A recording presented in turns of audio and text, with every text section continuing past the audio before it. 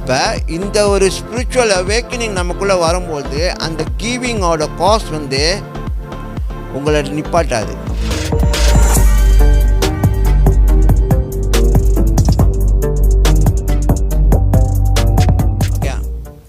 ஃபிசிக்கலாக பார்த்து நம்ம செயல்படுறதும் ஆவியில் உணர்ந்து செயல்படுறதும் வேறு.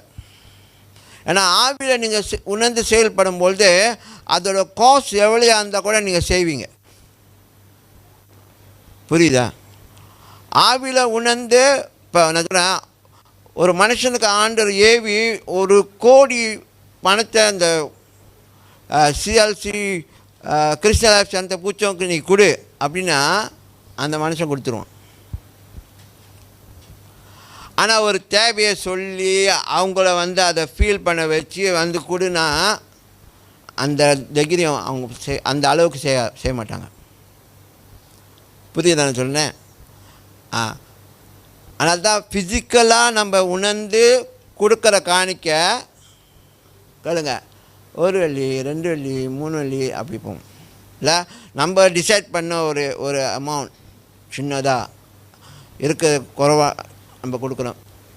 தப்புன்னு சொல்ல, நம்ம இல்லாத நேரத்தில் கொடுக்கலனாலும் பிரச்சனை இல்லை. ஓகே. ஆனால் நம்மகிட்ட ஆண்டவர் சேலஞ்ச் பண்ணும்பொழுது இதை கொடுனா நம்ம கொடுப்போமா? அப்போ இந்த ஒரு ஸ்பிரிச்சுவல் அவேக்கனிங் நமக்குள்ளே வரும்போது அந்த கிவிங்கோட காஸ்ட் வந்து உங்களை நிப்பாட்டாது. ஏன்னா நீங்கள் கொடுத்தீங்கன்னா தெரியும் அடுத்து என்ன நடக்கும். புரியுதா? இது பொய்யான காரியம் இல்லை. இது சும்மா கண் துடைப்போ இல்லை வந்து உசுப்பேற்றி ஏமாற்றி நிறைய பேர் சொல்கிறாங்களே ஏமாற்றி காசு போடுங்கிறாங்க. இல்லை, இது ஆவியில் நடக்கிற ஒரு காரியத்தை வந்து நீங்கள்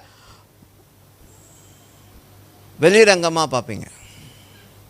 ஏன்னா நீங்கள் அதை வெளிரங்கமாக செய்யும்பொழுது அதோட கிரியையும் வெளிரங்கமாக தான் இருக்கும்.